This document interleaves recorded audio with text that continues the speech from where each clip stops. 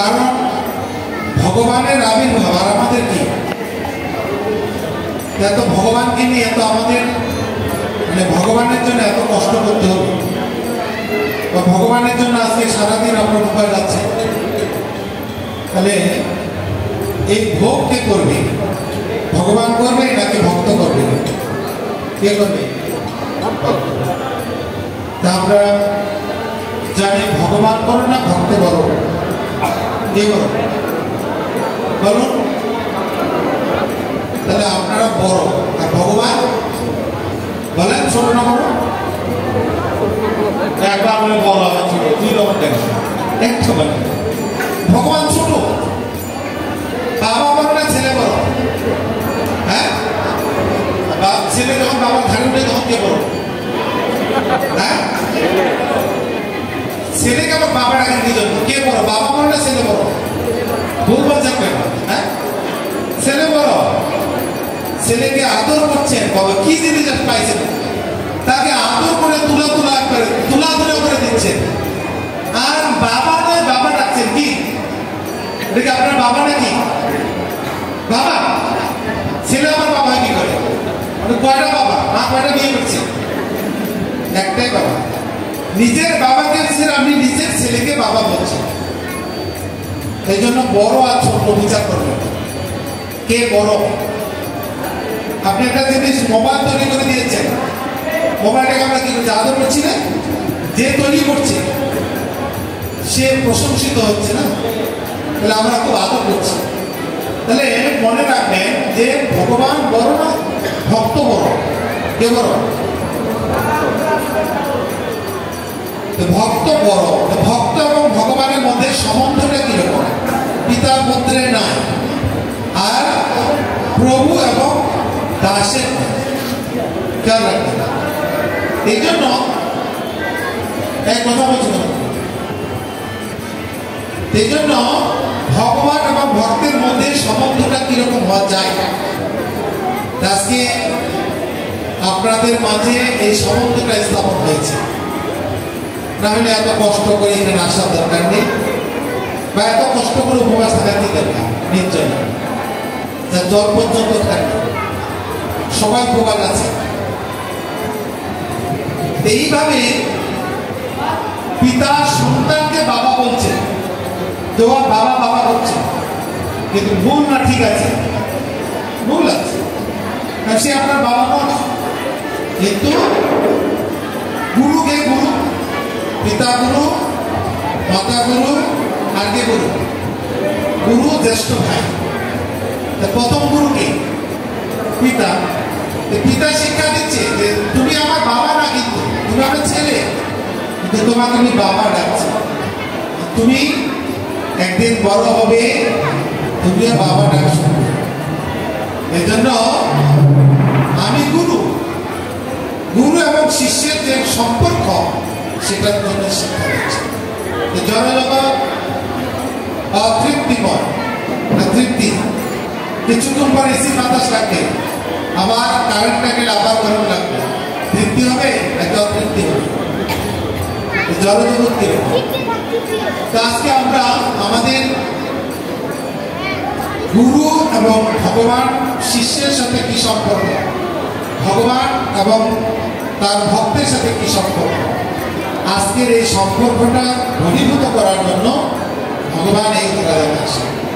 তো ভগবান অনেকগুলো কারণ নিয়ে আসে, একটা কারণে আসে শত্রুদের ওষুধের বধ করতে আসেন, ভক্তদের আবার ধর্ম স্থাপন করার জন্য আসেন, আবার ভক্তদের ভালোবাসা গ্রহণ করার জন্য আসেন। তো ভগবান অনেকগুলো কারণ আছে, কিন্তু আমাদের কয়টা কারণ? কয়টা কারণ? একটা না দুইটা? আমাদের কতগুলো কারণ আছে? কেউ ঘুমাতে যায়, আমাদের দেহটা 24টি তত্ত্ব দিয়ে তৈরি করা আছে, এক একটা এক এক দিকে যেতেছে। মহান রাজা একাদশ ইন্দ্র, এক এক ইন্দ্র এক এক দিকে চাহিদা। আরে চলো তো চলো মার্কেটে, না না জন্মাষ্টমী চলো না আজকে স্কুলে যায়। ঠিক একজন টানবে, আচ্ছা ঠিক আছে চলো চলো, আচ্ছা ঠিক আছে চলো, চলো চলো হয়েছে চলো। অনেকে আসছে চলে গেছে, আর অনেকেই শেষ পর্যন্ত থাকে। কে বেশি পূর্ণবান কে? সে যে শেষ পর্যন্ত থাকবে। আর যে এই বিষয়টাকে হৃদয়ঙ্গম করবে না, যিনি এর তপস্যা করবেন। আজকে আপনারা সবাই তপস্যা, আজকে আপনারা সবাই তপস্যা করছেন। কঠোর তপস্যা, না অন্য চিন্তা, না অন্য কোনো ধ্যান ধারণা। আজকে শুধু ভগবান ভগবান।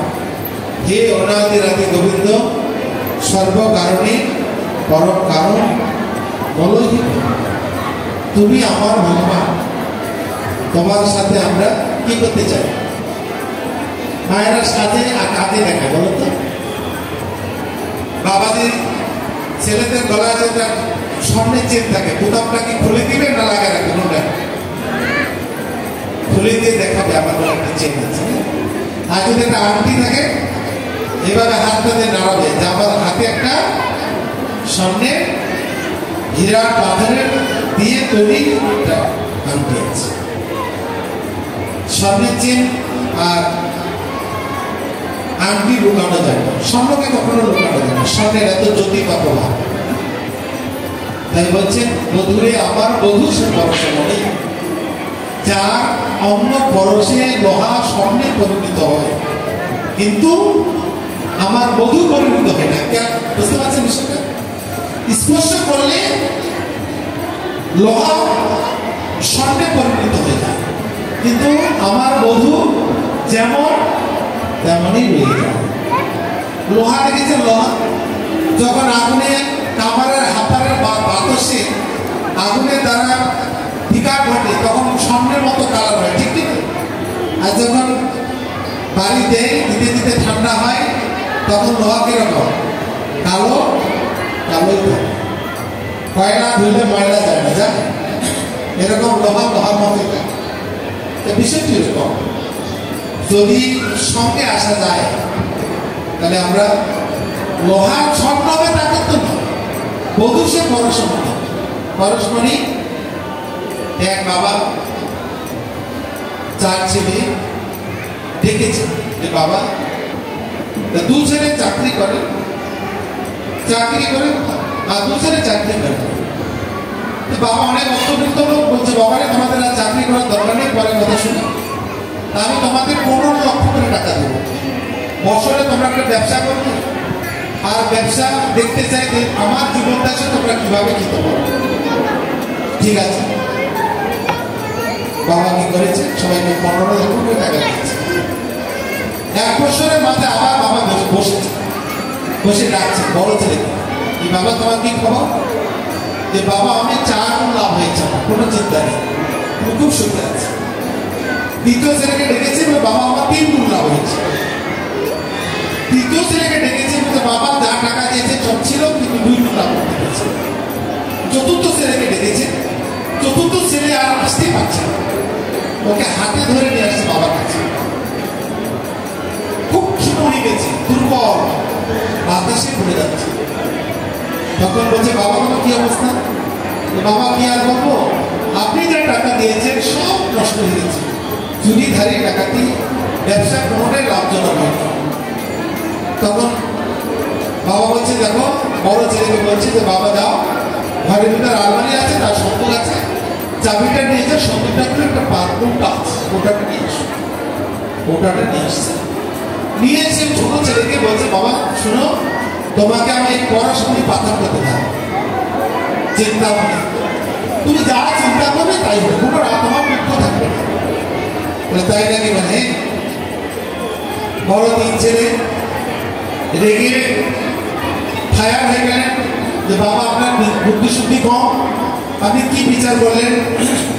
ওই হাবা বাবাটা 15 লক্ষ টাকা লস করেছে, আবার এত বড় মূল্যবান পাথরটা কি করে আপনি দেন? কি ঠিক না?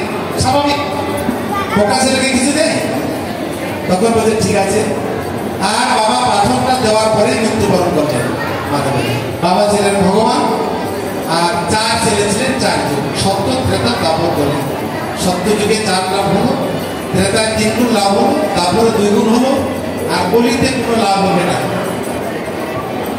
সংসার সংসার বলিতে গেলে তার লাভ না হইল, শুধু ঘটিল।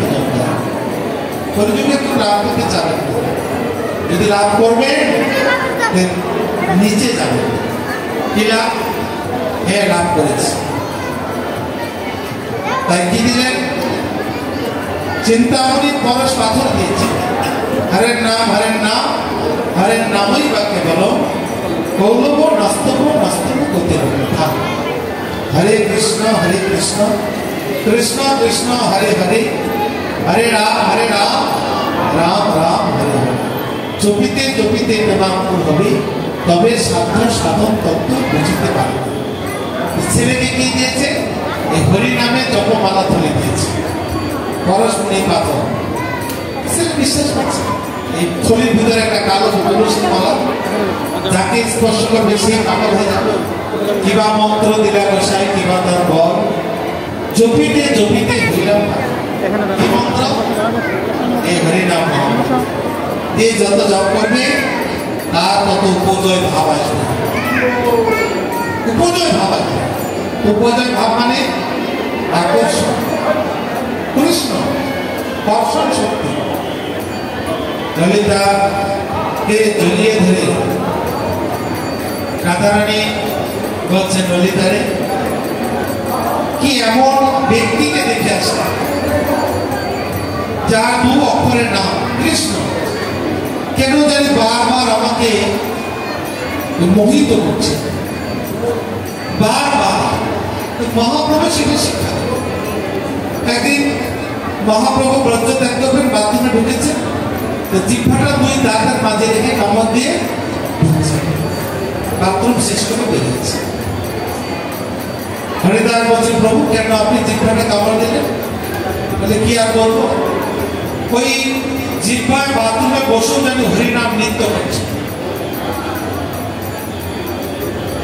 বিষয়টা একটু গভীর চিন্তা করে দেখুন, জিহ্বায় কেন জানি নৃত্য করছে।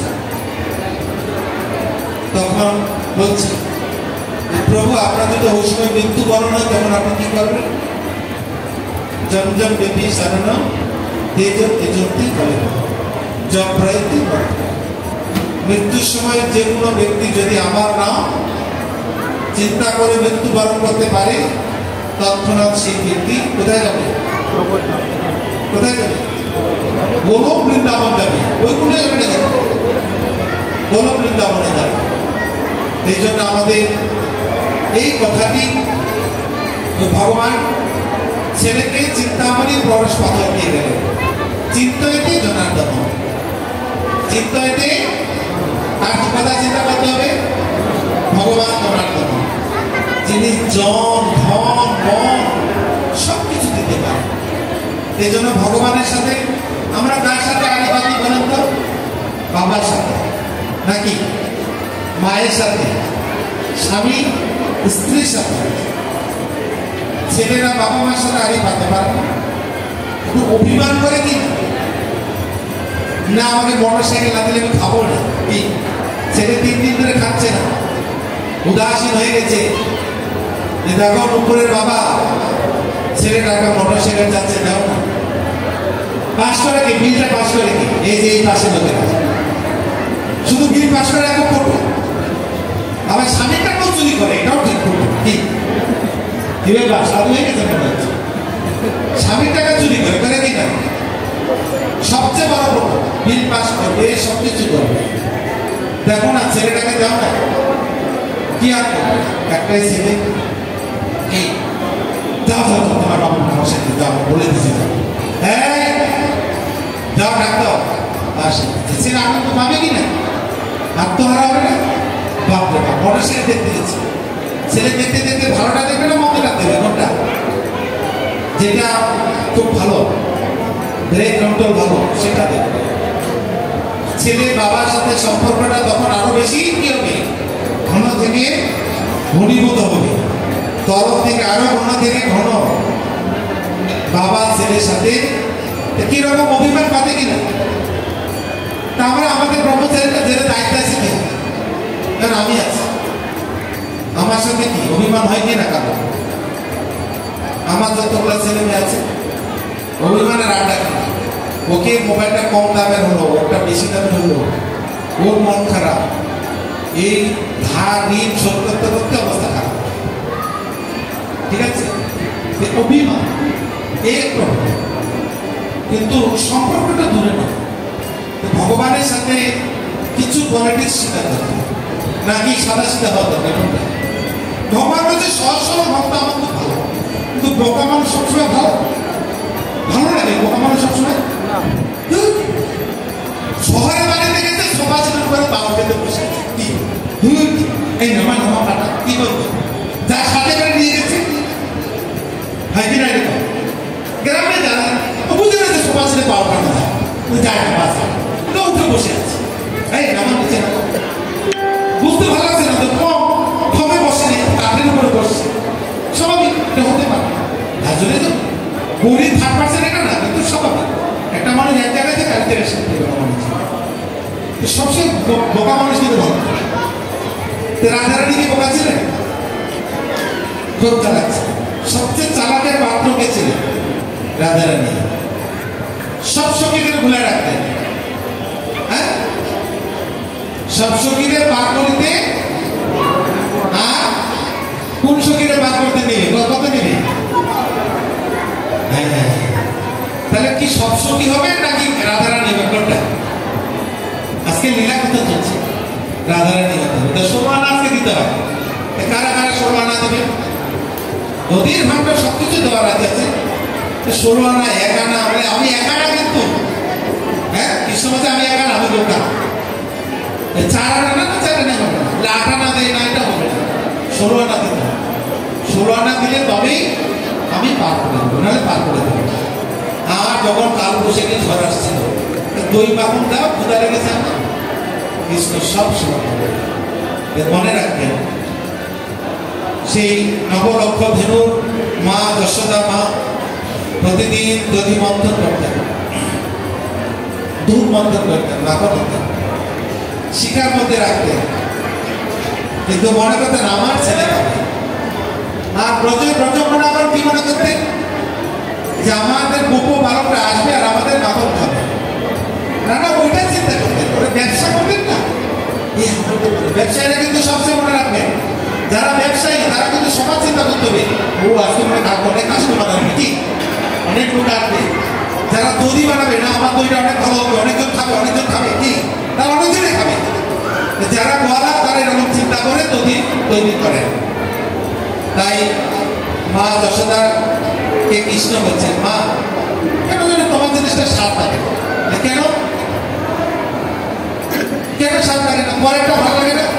কি যে রান্না করো, অমুকের মাতাজিরা কত ভালো রান্না করে, কি করে না মাঝে মাঝে, যাও অমুকের বাড়ি যাও, কি তৎক্ষণাৎ বলে দেবে। তাই কি যায় স্বামী, মানে স্বামী মাঝে মাঝে হিট দেয়, বিষয়টা এরকম। কৃষ্ণ বলছে, মা কেমন যেন তুমি করো।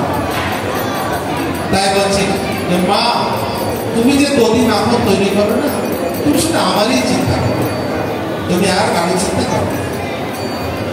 আর ওই যে ভক্তদের মাখনটা অনেক, কেন তারা সবাই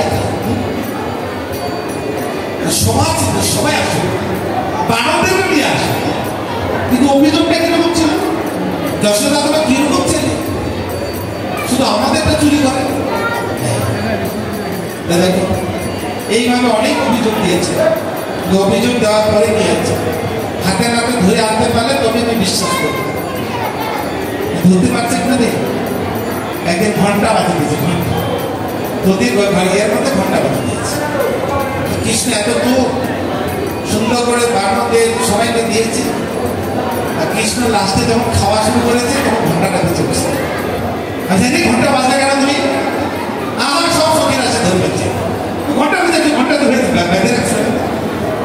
তখন কি আর বলবো, আমি দেখছি ঘন্টা বলছি যে প্রভু আমি দেখেছি আপনি যখন খান আর সবাইকে খাওয়াচ্ছেন, আপনি খাচ্ছেন না কেন? আমরা খুব টেনশনে পড়ে গেছি। আমি ঘন্টা বলছি, এই জন্য আমি একটু ঘন্টাটা বেঁধে দিলাম।